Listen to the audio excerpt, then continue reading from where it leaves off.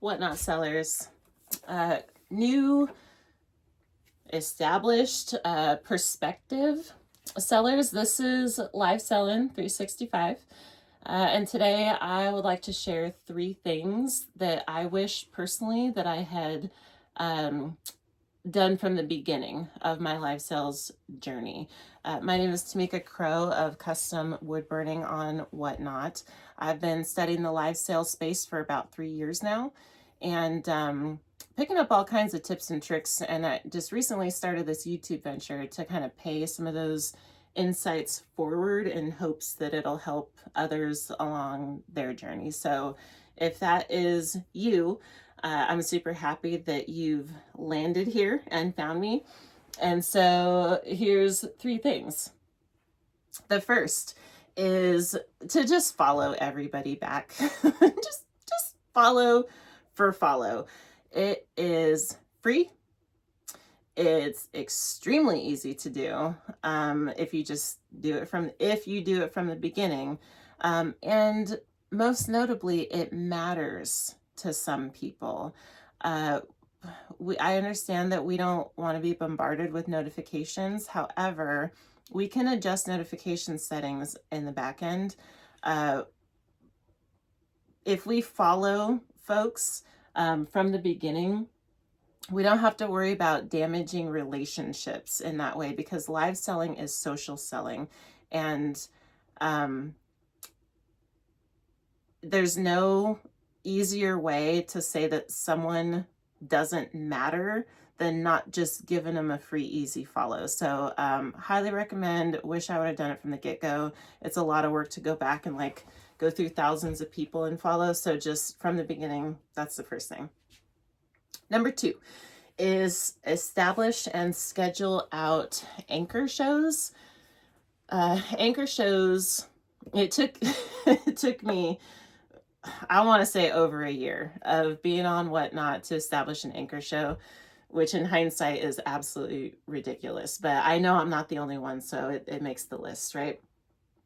Anchor show is the consistent show. This is our live business hours that we establish that day of the week and that time of day and that show format, be it a chat show, a sales show, a demo show, whatever it is, but it's consistent, right? Because the sooner we establish that, the sooner we can communicate it to our audience, and then our audience can start building, right? We have to build it so they can come. If we just rely on pop-ups and this kind of thing, it's really hard for people to get with us, because they're like, I don't know, you're on a different time every time you go live, so I never know, but there's also something to be said about trust, right? So if we're inconsistent, consciously or subconsciously, our audience, our potential buyers, don't trust that we're in it the way that that wants to make them a permanent buyer. Just saying. So anchor shows, scheduling them out 10 at a time is my recommendation, and sooner the later. We can change it if we need to. So if our anchor show is on a Wednesday, we need to change it to a Friday, that's fine. But having it established so we can communicate it, and then when we move it, we can communicate that too. Establishing it is the main thing. And then the third thing is price tiers. I don't want to go into too much detail because I'll start rambling about this, but essentially, I wish from the beginning, for a lot of reasons, for attracting and the right kind of buyers, etc. I think having a lowest tier, a customer acquisition tier, that is, you're basically marketing and building trust and getting that first swipe from new buyers. Things are priced and there's certain products in there that you can take a little bit of a loss on or whatever, having, your $1 starts, for instance, you're you're breaking even, this kind of thing. That tier, below $20, below 10, even $1 to $5 tier. But then having two other tiers, having a mid tier, which is like your margins are protected. You might not be quitting your day job, but you're doing okay, and you're definitely breaking even, or ideally you're a little bit profitable at this mid tier. And then having a top tier, which is your price points that are like your life goals or your business goals. This tier, this top tier, is like, I can do this full time, 40 hours a week, and make a living and pay all my bills off this price point tier.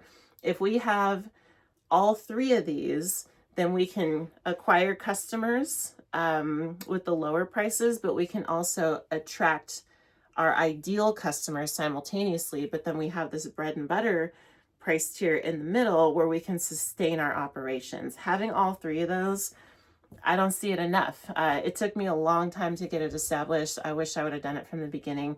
And so those are three things: follow for follow, get anchor shows established and scheduled out, and then three price tiers. And so customer acquisition, we'll call it bread and butter, and then like business goals, like full time, this is what I'm doing. So I want to keep these short, but if you're into this kind of thing, please turn notifications on, because I'll be posting daily, at least for the year, and then we'll kind of see how it goes. Also, if there's something that there's questions on, or a certain topic we should cover, don't be shy.